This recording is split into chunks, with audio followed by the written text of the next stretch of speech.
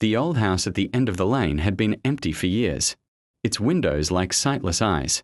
But tonight a single light burned in an upstairs room, a flickering, jaundiced glow that hadn't been there an hour ago. My cat, a normally fearless creature, had been hiding under the bed for the last 30 minutes, her fur on end, a low, continuous growl rumbling in her chest. That was far more unsettling than any sudden noise.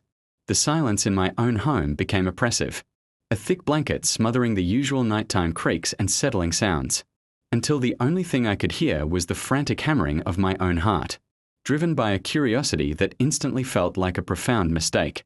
I slipped out my back door, the damp grass cold under my bare feet, and crept across the property line toward that lone, beckoning light.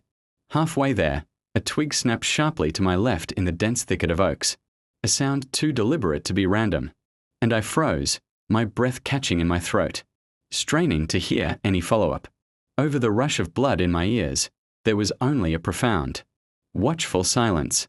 I continued, each step feeling like a trespass, the air growing colder the closer I got to the peeling porch. The front door was slightly ajar, which was impossible because I'd watched the police board it up themselves after the incident. All those years ago, the new would now splintered inward as if something had pushed its way out. From within came a smell, a cloying mix of damp earth and something sweetly metallic. A floorboard groaned directly above me, followed by the slow, unmistakable drag of something heavy being pulled across the floor. My hand, moving of its own volition, pushed the door open wider, revealing the dark foyer and the bottom of the staircase. There, on the bottom step, sat a single, mud-caked child's shoe, a tiny, heartbreaking detail that made the horror acutely real. Then the dragging sound stopped. The light upstairs winked out.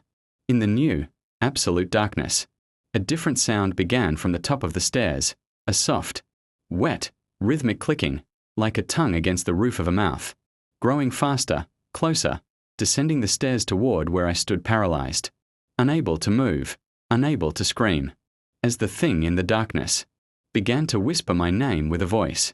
That was not a voice at all.